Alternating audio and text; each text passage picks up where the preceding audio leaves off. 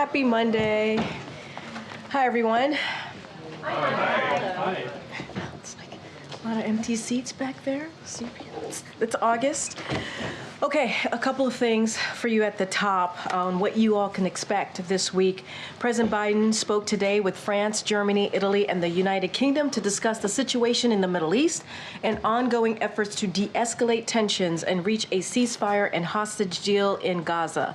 And as I was walking out, I believe that readout, the joint readout, should be in your inbox. So obviously you'll have that for all of to review. Tomorrow, the President and the First Lady will travel to New Orleans, where they will deliver remarks at a Biden Cancer Moonshot event. On Thursday, the President and the Vice President will travel to Prince George's County, Maryland, to deliver remarks on the progress they are making to lower costs for the American people. And on Friday, the President will head to Camp David for the weekend. We will definitely have more to share on this week's schedule in the days ahead.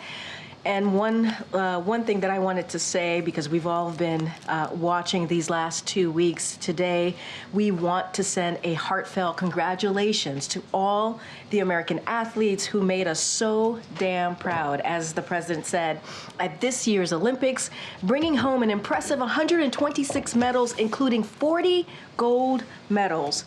From the President on down, we have all been cheering you on here at the White House, and the First Lady and the Second Gentleman were proud to represent the United States and root for our athletes in Paris. The President also personally called Olympians last week to congratulate them and thank them for representing our nation on the world stage. As the First Lady said, and I quote, "Our athletes carry more than just our flag. They carry our nation's heart and our hopes with them too. From basketball and soccer to gymnastics and swimming, our nation's greatest athletes gave us their all and showed us that truly nothing is beyond our capacity when we do it together. Sports help us unite, and the Olympics remind us that despite our differences, we can come together to achieve greatness." While we are sad that the Olympics games, they're over, and we're very sad about that, it's come to an end, we are very excited to host them here in the United States in 2028. And we have the Paralympic Games to look forward to later this month, and you can bet we will be cheering just as hard for Team USA. Today, President Biden and Vice President Harris launched Time is Money, a new government-wide effort to crack down on all the ways that cooperations and unnecessary headaches and hassles to our lives, wasting precious time and money, from excessive paperwork and unreasonable hold times to the endless hurdles some companies make you jump through to cancel subscriptions. We've all been there and know how aggravating these unnecessary delays can be. Today, in the coming months, the Biden-Harris administration will take wide-ranging action to crack down on these unfair practices and save Americans time and money, including making it easier to cancel subscriptions and memberships, ensuring that consumers calling customer service can talk to a real person by pressing a single button, and allowing Americans to submit health claims online. And this is just the beginning. We are calling for Americans to share their ideas through an online portal on the White House website and to tell us directly how federal action can give them their time back. Americans are tired of being played for suckers, and President Biden and Vice President Harris will continue to use every tool available to protect Americans from corporate greed and practices that hit people in their pocketbooks. With that, Zeke, what you got? Thanks, Karine. Over the weekend, Vice President said she followed former President Donald Trump in saying she would support a proposal that would not tax tipped wages. If similar bill made its way to the President of the United States, President Biden, would he sign that? That's not something he's he's embraced before. Oh, absolutely. Look, this is something that the president supports. He supports eliminating taxes on tips for service and hospitality workers while also raising minimum wage and preventing the wealthy from gaining the system. And if you think about what the president has talked about the last 3.5 years, making sure that we have an economy that works for all, not leaving anybody behind, an economy that's built from the bottom up, middle out, the president has been fighting, and the vice president has been fighting to do just that. Think about raising the minimum wage, which the Trump administration, they blocked. Cut taxes for workers and families after Trump gave a $2 trillion tax cut skewed to billionaires and big corporations. Defend overtime protections for millionaires, millions of workers whom the Trump administration left behind. Ensure workers have the freedom to join a union which the Trump administration undermined. You hear it talk about Maganomics and what the GOP is for. Therefore, giving tax breaks from billionaires and corporations. They want price gouging. That's what they want to see. They don't want to protect American workers. They give, again, more tax to billionaires and corporations. That's what they've been talking about over and over and over, raising taxes for working people. That's not what we're about, and we're going to continue to do just that in the next 5 months. I think so. With the topic, the VP's team has also said she's going to be rolling out some additional policy this week. Given the president's endorsement of hers, it's safe to say that anything that she would put forward along these lines that also would have the backing of the president. You can certainly say, or I can say, that they are partners in this, so they believe and certainly on the same page when we think about the economy, when we think about health care. They have to work through what their policies, ideas are, but the last 3.5 years, they've been in sync. They have been certainly on the same page, and I presume that will continue from here. And just on a schedule, a week from today, the Democratic convention gets going in Chicago. That was supposed to be where the president was going to be the star of the show there, accepting the renomination of his party. That's not the case anymore. What is his involvement going to be in that convention? How much time does he plan to spend in Chicago? Yeah. When does he plan to speak? So look, I'm not going to get ahead of the Democratic National Convention to make their announcements on speakers next week. I think Americans will be very excited. I think he will have his moment as well. They'll be very excited to see him, and so he's certainly looking forward to that. I'll let the DNC convention obviously make the announcement. The president will indeed speak next week.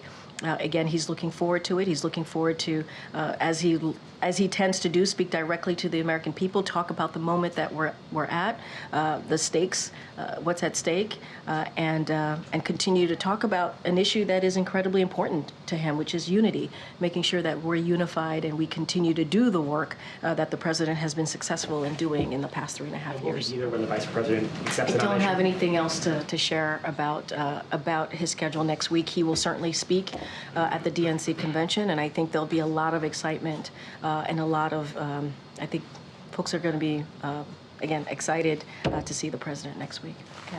Thanks, Karine. Just to bounce on the previous question, yeah. Trump was the first to endorse eliminating taxes on tips. He's accusing Vice President Harris of stealing his idea. So did she get this idea from Trump? Look, I'm not going to respond to a presidential candidate. I think their campaign could speak to that directly.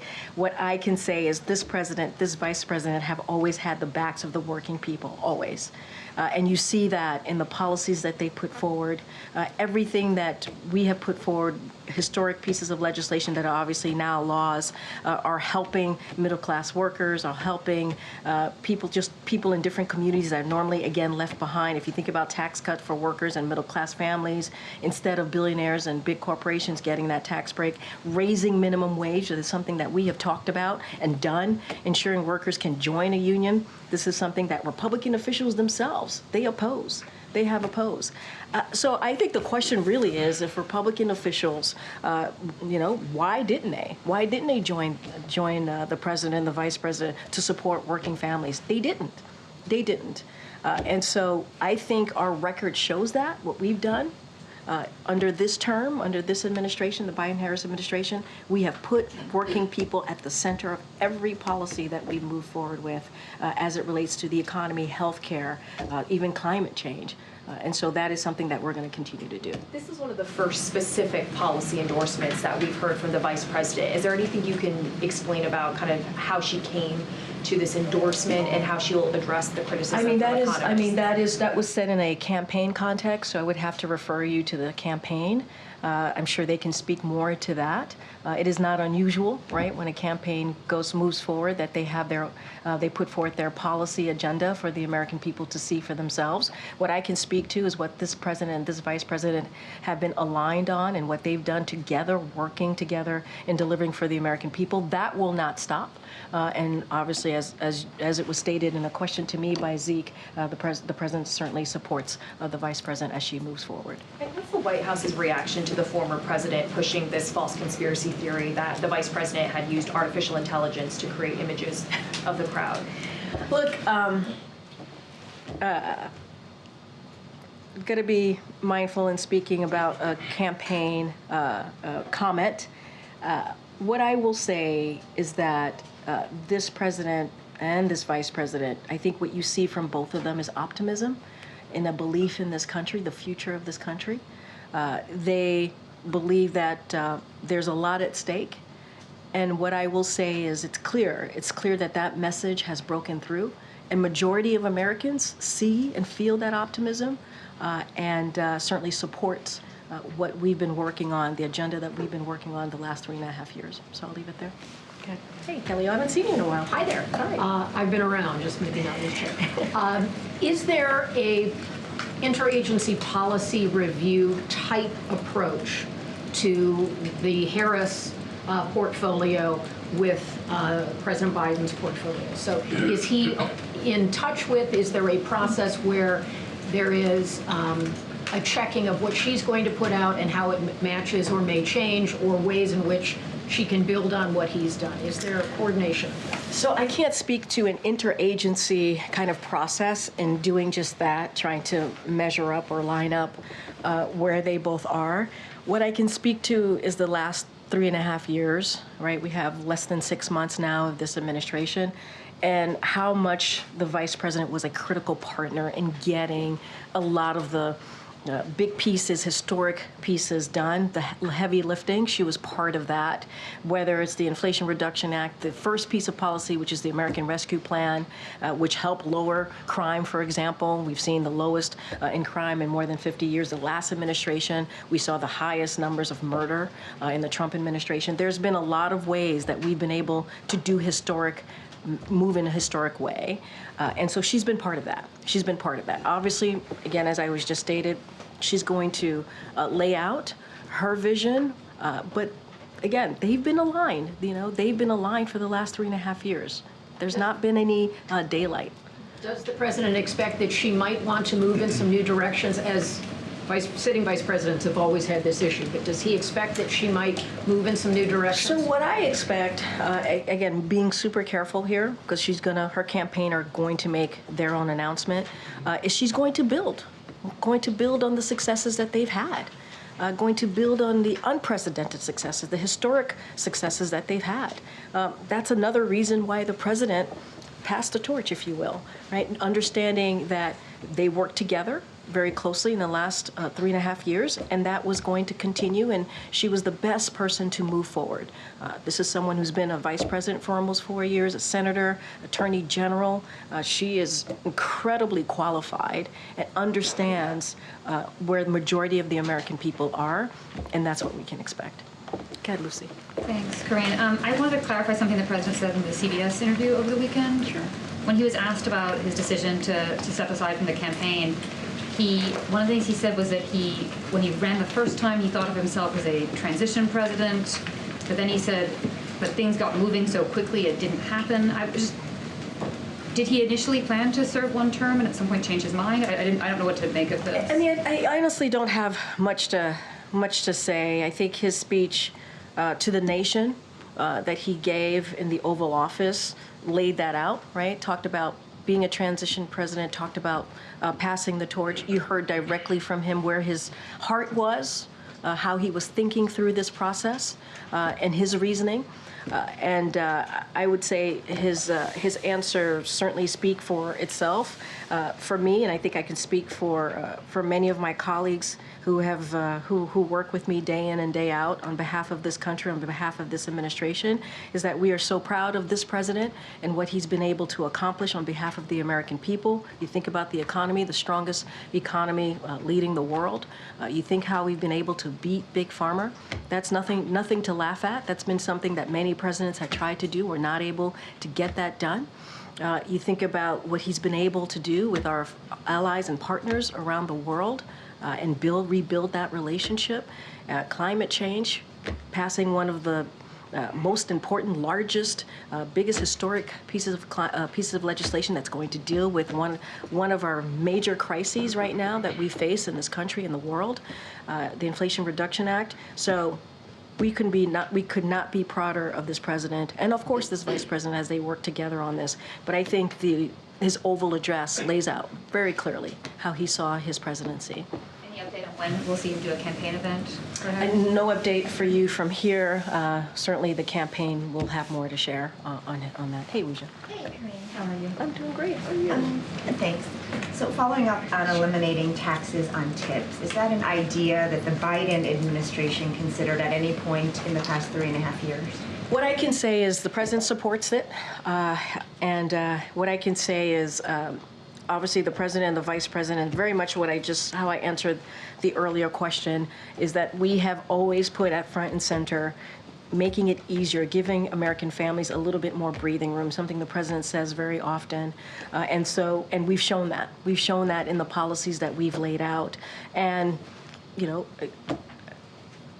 not going to go into what the former president said, but, you know, if Republicans truly cared about that, truly cared about hardworking Americans, they would have joined us on a lot of these proposals that we put forward. The American Rescue Plan turned the economy around, put shots in arms, checks in pockets. They didn't support that. The Inflation Reduction Act, Big Pharma, it's going to help lower costs, lower healthcare costs for Americans, lower energy costs for Americans. They didn't support that. And so this is a president and a vice president that is always going to have the backs of working people. He supports what she put forward recently, obviously, when she spoke recently at a campaign rally, and we're going to continue to do the work to raise minimum wage and make sure that we put working class people at the front and center. So it's a new idea. Obviously it's a new idea. I'm just saying that we support it, but we have been doing the work, right, for hardworking Americans to lower cost. And that is something, you're going to see that on Thursday with both the president and the vice president when they make an announcement on other ways or other additional ways to lower costs. And then speaking of click to cancel, can you talk about how it will be enforced and whether there's an existing mechanism that would force businesses to comply? So I will be able to get more information for you from our policy folks. Don't have anything to lay out on how the specifics that will work out. Thank you. Hi, Karine. Hi. I have a legacy-related question. Yeah. Biden's talking about the cancer moonshot tomorrow. Yeah, He's talking about lowering costs on Thursday. This morning there were, talks on the Middle East. Has the president communicated what, in the next 5 months, what his priorities will be when it comes to things that he can accomplish over the remainder of his presidency? I mean, I would say obviously you guys have reported and paid close attention over the last 2 weeks. You've seen some ways that the president wants to move forward in the next 5 months. When you think about the SCOTUS reform, right? He went to Austin, Texas at LBJ Library and talked about that, laid out his plan. You think about the announcement today, as you just stated. That was a very important announcement, and I think it's going to have a huge effect and be really important to Americans. And that's certainly what they want to see. Time is money. Obviously, is an important majority of Americans want to see. You'll hear from this president about lowering costs and the vice president on Thursday, other ways to lower costs. I won't get ahead of that. And then tomorrow, the cancer moonshot. I mean, those are initiatives that have been a key part, that have made up key parts of his platform and how he wants to deliver for the American people. That hasn't changed. The economy, healthcare, as you just stated, foreign policy to me. And so you'll hear more from this president as time goes by, and the American people, that's what at the center of everything that he does, making sure we deliver for them, give them a little bit breathing room, and deal with issues that matter to them. And that's what we have been doing. All of the things that I've talked about, not just today, many times behind this lectern, are issues that are incredibly, majority of Americans care about it. Majority of Americans care about it. And so that's where we're going to be, where a majority of Americans are. Go ahead, Jared. Oh, I'm so sorry. I'm so sorry. I'm sorry. I have one more. No, go ahead. Elon Musk is slated to interview Donald Trump tonight on X. I don't know if the president is going to tune in. Feel free to say if he is or not. But I think that misinformation on Twitter is not just a campaign issue. It's a America issue. What role does the White House or the president have in sort of stopping that, or stopping the spread of that, or sort of intervening in that? Some of that was about campaign misinformation, but it's a wider thing, right? Yeah, no, and you've heard us talk about this many times from here about the responsibilities that social media platforms have when it comes to misinformation, disinformation. Don't have anything to read out from here about specific ways that we're working on it, but we believe that they have the responsibility. These are private companies, so we're also mindful of that too. But look, it is. I think it is incredibly important to call that out as you're doing. I just don't have any specifics on what we have been doing internally as it relates to the interviews, and that's something that I'm tracking, and I'm sure the president's not tracking it either. Go ahead, Jared. Just curious about the Thursday event with the president and vice president are doing. Can we expect, because that's an official event, that's a policy event, Yep. Can we expect to see more of those kind of joint administration events between the president and vice president? Stay tuned.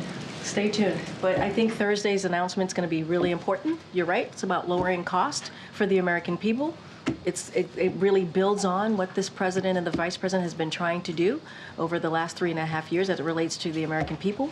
Stay tuned. We certainly will have more to share about his schedule, their schedule together in the upcoming days and weeks. I only ask because we haven't seen a lot of those sort of joint events. Usually they kind of branch out, flank out, and do those events separately. So what is the thinking I think behind there's it? been a couple of times over the 3.5 years that the president and the vice president have had joint events. And I think very early on, the first several months, I remember them going to Georgia together. Obviously, they went there for an awful event that happened on the ground, a shooting. But they've appeared together many times. I know when it comes to Roe v. Wade, for example, they've appeared together for that. And there's been other times as well. I would expect that will be continuing in the last several months of this administration. And remember, yes, they do their own events and they crisscross the country, but they're partners in this, and they'll continue to do just that. Okay. We know a president's most valuable commodity is his time, and I wonder how is the White House, how is the president thinking about how he spends that time now that he's no longer running for re-election? I mean, look, SCOTUS. He went to Texas and talked about SCOTUS reform. That was an important way to spend his time. Tomorrow, cancer moonshot. This is an issue both the president and the first lady care about deeply, obviously for important personal reasons to them. And so they're going to be together in New Orleans. You're going to see them continue to talk about lower cost. And so there is a map out there, I think, if you guys take a look at how he has been moving in the past couple of weeks. And let's not forget, he's had several calls with heads of states in the Middle East region. I talked about at the top of my briefing about to reach a ceasefire deal in the Middle East, and also a ceasefire hostage release deal, obviously, but also de-escalating the tensions. He spent his time doing that over the past 2 weeks and having those very important diplomatic conversations with those heads of states. So I think if you just look at what he's been doing, it's very clear what this president cares about, is focusing on, and it's all at the center of that, as I answered in my answer to one of your colleagues, is certainly the American people. Whether it's national security, domestic, the center of it is the American people. And on the DNC, how is he viewing his role next week? Look, it's going to be mindful because it's a political event, but It's an event that he views as very important. It's an opportunity to talk about the issues that he cares about. It's an opportunity to talk about unity. It's an opportunity to be in front of millions of Americans to talk about what we've done in the last 3.5 years. I'm going to be mindful because it is a political event, but the president's looking forward to it. He sees this as an important moment, and especially as we move forward to the last several months. Go ahead, Michael. Michael? Oh, yeah, I'm sorry. I was going to ask a very similar question. I'm just curious if you could talk a little bit about what it's going to be like for the president to be giving this speech, knowing that if things have gone a little bit differently, he would be giving an acceptance speech for a second term. I mean, look, I'm just going to go back to the Oval Office address because I think that address really laid out in a very thoughtful, even personal way of how this president saw this moment. And, it was a selfless act. It wasn't about him. It was about the country. He said this, and he thought it was an important moment. Look, this is a president that is proud of what he's been able to build. I've talked about the strongest economy leading the world in a modern administration, and we're going to continue to fight to deliver results for the American people. That doesn't end. That doesn't end. That is something that he is certainly very focused on, the middle class families.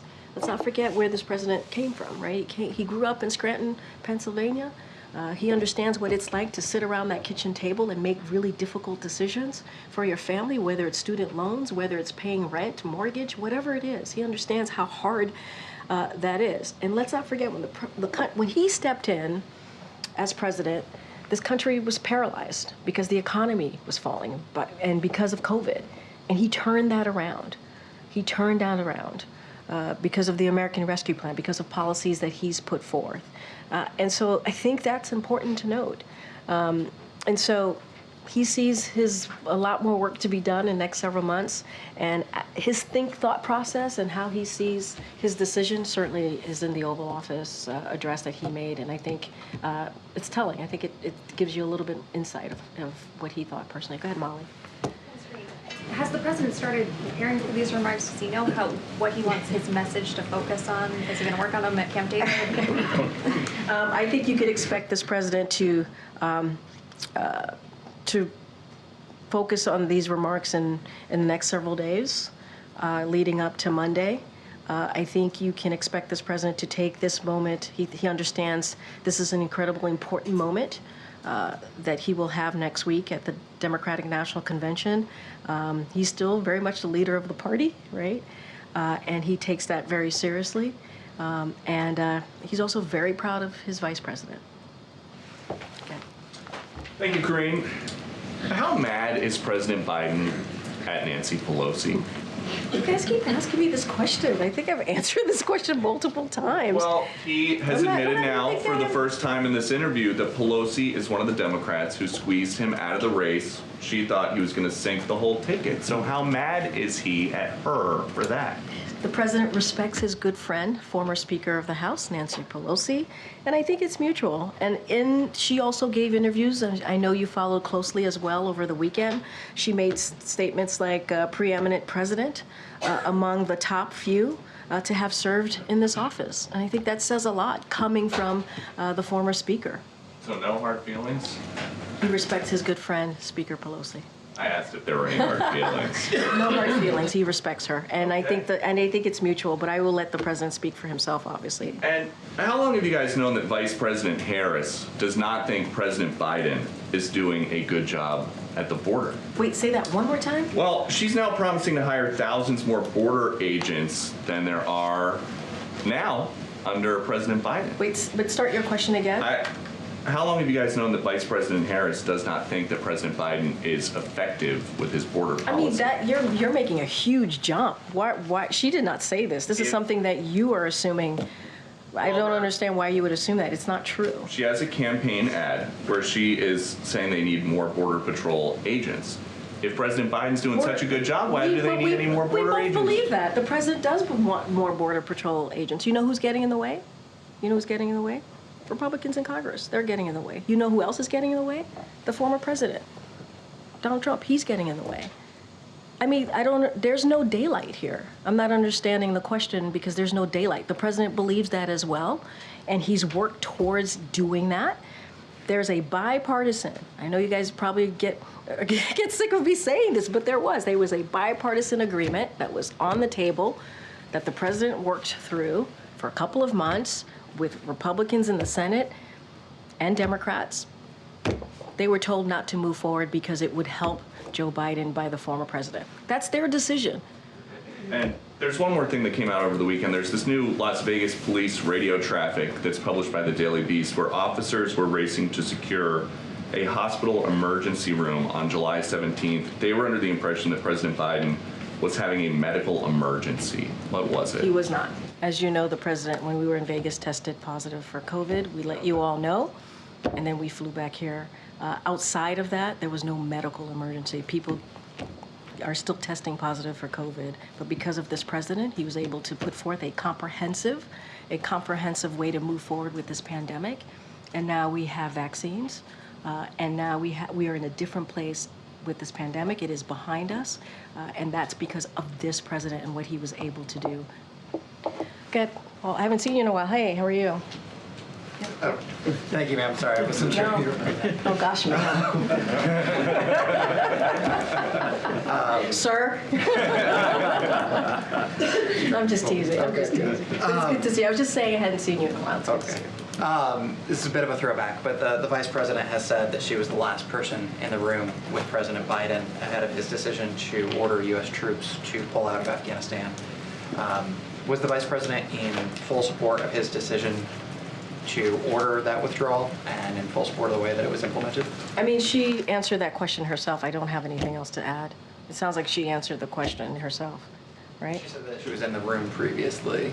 But didn't you also said she was in support?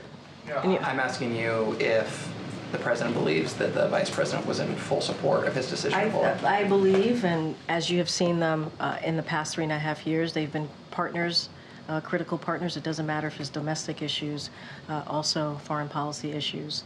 And that has been the case from day one and continues to be the case. I don't have anything else to add. Second one, Sure, quickly. sure. You've noted how the vice president has been a partner in all of the heavy lifts over these last 3.5 years. Given that they've worked so closely together in that time, what does the president see as the vice president's biggest achievement during their time in office together? So look, because they've been partners, those achievements have been done, certainly, those historic, unprecedented achievements have been done together. I'll say this, the president believes in the vice president leadership, her temperament, her experience, and he has said this himself. One of the proudest decisions that he made in 2020 was selecting her as vice president because he believed that she can go on day one.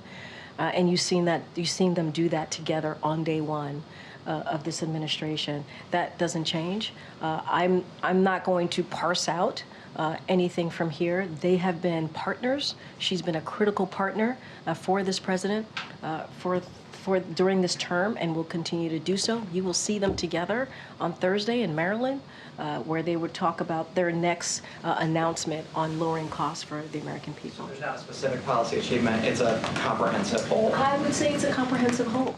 Our accomplishments here, the Biden-Harris accomplishments, are the Biden-Harris accomplishments. She's played a role, whether it is being on the floor of the Senate, right, getting really important legislations to pass through, right, or being in the room with the president on trying to figure out how to move forward strategically with the policy or how to make tough decisions on behalf of the American people. She's been there. She has been there. These have been, and we've had, as you know, important moments, historic moments, and she's been a critical partner. Thank you, Karine. Okay, Lily. Thank you. Two questions, one on Bangladesh and other one on India. On Bangladesh, the former Prime Minister Sheikh Hasina has reported to alleged that she was forced to be out of power because US wanted to have one of the islands given to them, one of the Bangladeshi islands given to the United States of America. And because it didn't agree to it, she was forced to resign. There's turmoil, internal disturbances in the country. So I'm sorry, what's the question? Question is, what's the reaction to her allegations? So we have had no involvement at all any reports or rumors that the United States government was involved in these events is simply false. That is not true. This is a choice for and by the Bangladeshi people. We believe that the Bangladeshi people should determine the future of the Bangladeshi government, and that's where we stand. Any allegations, certainly we will continue to say, and I have said here, is simply untrue. Secondly, over the weekend, several Hindu American groups held a protest march in front of the White House, urging the president that he should be taking some steps to stop the atrocities against Hindus in the Bangladesh. And also two of the Hindu lawmakers, Radha Krishnamurti and Sri Thaneda, who both are from the Democratic Party, they have also written letters to the administration seeking their help in stopping atrocities against Hindus in Bangladesh and other minority groups. So look, we're going to continue certainly to monitor the situation. I don't have anything else to add to say beyond that. But when it comes to any type of human rights issues here, the president has been very consistent in speaking loud and clear in public and also privately. Don't have anything, and he'll continue to do that, but don't have any specific engagement to speak to at this time.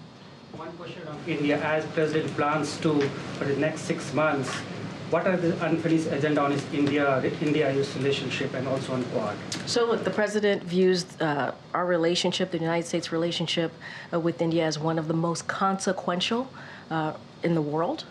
And so we work closely with India on our most vital priorities, including through the Quad and the U.S.-India initiative on this critical and emerging technology. And so we look forward to continuing to expand our critically important partnership and how it's going to benefit the American people. And we want to create more prosperous and secure Indo-Pacific and the world. And so that is going to continue to be our focus as we move forward. Okay. All right. Again. You mentioned earlier the president's push to reform the Supreme Court, term limits and ethics requirements. Can you talk about what the plan is to achieve that once Congress comes back? Are you laying the groundwork in any way at this point or otherwise trying to get that across the finish line? So look, the president laid out 3 ways that he wants to see that moving forward. And he did that in his Washington Post op-ed and certainly when he was in Austin, Texas about 3 weeks ago. And so we laid out our ideas and our thoughts. Some of them, if you think about term limits, you've seen conservative experts also agree with us on that, how there should be term limits. And so what we're going to do is have the conversation with Congress when they get back and figure out ways how we can actually get this done, because it is important. The president believes no one is above the law, and that is something that he has continued to talk about and will do so, and that includes the highest court in the land. And what we have seen from the highest court in the land is not normal. You heard the president say that. It is not normal. And so we're going to work with Congress, come up with some ways to deal with this, to really address SCOTUS reform, and he wants to see it done in a bipartisan way. We think it's possible. Is he at all doing anything to lay the groundwork now before Congress comes back, looking for allies in Congress or otherwise taking any concrete steps? So nothing to read out. Obviously, we do keep any conversations private. But what we want to do is certainly see legislation to deal with what we've been seeing, which what I just said, which is it's not normal from SCOTUS. And so his team will have conversations with congressional members on how to best move forward. I don't have any meetings or anything to read out at this time. Thank you. Got it in the back. Go ahead. Yep. Thanks. The Trump campaign said over the weekend that it's been hacked. Is the White House concerned about election integrity? And do you have any response to reports that Iran was the source of the hack? So look, I would have to refer you to the Department of Justice and the FBI on that particular questions. We've said many times that this administration strongly condemns any foreign government or entity who attempts to interfere in our electoral process or seeks to undermine confidence in our democratic institution. And so we take this type of reports of such activity extremely seriously. And so again, we do not tolerate. We do not tolerate anything like this, influence or interference efforts. And we have made that very clear with foreign actors that such influence or interference is unacceptable. And our efforts to protect our elections have grown significantly over the years, even as the threat landscape has become increasingly complicated. But for this particular question, I would have to refer you to the Department of Justice and FBI. I cannot comment on the veracity of the claims that Iran was involved. Thanks. And one more. As a member of the administration, can we expect the Vice President to come out here and speak to the American people in the briefing room at some point? The President and the Vice President speaks to the American people regularly, and that's where I'll leave that. Go ahead, sir, right there. Thank you. What is the U.S. the administration is doing in regards to Iran planning to deliver hundreds of ballistic missiles to Russia? I mean, what mechanism are you using to stop that? And then I have another question on Venezuela. So, look, the White House has repeatedly warned of the deepening security partnership between Russia and Iran since the outset of Russia's full-scale invasion of Ukraine. We've also warned both parties about further strengthening this partnership. This partnership threatens European security and illustrates how Iran's destabilizing influence reaches beyond the Middle East, but also around the world. As we and our partners have made clear to the world, both at the G7 and NATO summits this summer, together we are prepared to deliver a swift and severe response if Iran were to move forward with such transfers, which would represent a dramatic escalation in Iran's support for Russia's war of aggression against Ukraine. During his campaign, the Iranian president claimed he wanted to moderate Iran's policies and engage with the world.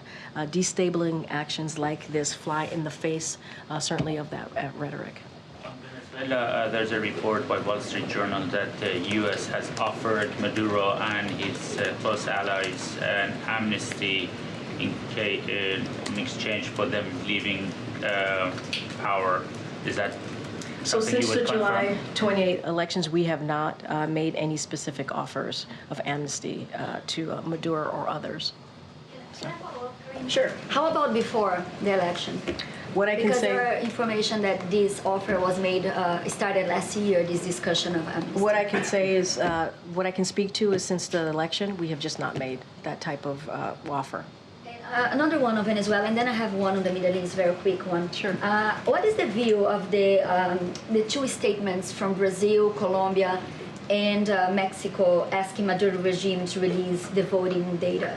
Is this enough, or you would like to see these three countries doing more? I mean, look, it's been 2 weeks after the elections in Venezuela. It is abundantly clear, right, to the majority of Venezuelan people, the United States, and growing number of countries, as you just listed, that Edmundo won the most votes in the July 28th presidential election, and Maduro must recognize it. We've said that, and we'll continue to say that. More than 80% of the voting tally sheets published by civil society and opposition corroborated by independent observers, and so we think Maduro must recognize it. Is the statement helpful? Is a good step? I mean, look, we certainly are going to continue to be very clear here that Maduro must recognize it. Countries are going to do what they feel is the right way to move forward, so we'll let them speak to that. But we've been very clear. Maduro must recognize it. Another one, last one about the Middle East, because earlier John Kirby said that Iran could attack Israel this week. Does the White House believe an attack is inevitable? I'm not going to get into our intelligence from here or what another country is going to do. That is not something that I'm going to do from this podium. You heard from NSC, so I will leave it to them to speak to that and what my colleague said, John Kirby said. I just don't have anything else to add. Go ahead, Ed. Thanks, Karine. I want to follow up first on what you told Phil. So you said the vice president owns the successes of this president over the past 3.5 years. Does she also own the struggles that this president's seen, like the prices up 19% since the month they came into office? They're partners in how they've been able to turn around the economy. This economy was in a downfall when the president took office. The former administration did not have a plan to deal with the pandemic, a comprehensive plan. This president put that forward with the help of the vice president, and we were able to deliver on that. The American Rescue Plan made a difference in bringing our economy back on its feet, made a difference on opening small businesses, on opening schools. Republicans didn't vote for it. We have to remember what the president inherited from the last administration when he took it over with the vice president. And when you think about inflation, inflation is down by 2.5%, and wages have risen. We have more than 16 million jobs created in the last almost 4 years. I know that you're laying out the negative parts of what you foresee, right? What you see in the economy, but there's some data here that has shown because of the work that this president has done, it's mattered. Unemployment is still low, 4.3%. You think about manufacturing jobs that have come back to this country. You think about how the GDP grew by 2.8% last quarter. Those are that data. And we understand that American people are still feeling it. And that's why we're going to make more announcements about how we're going to continue to lower costs. One more. I want to try one more time on the taxes on tips.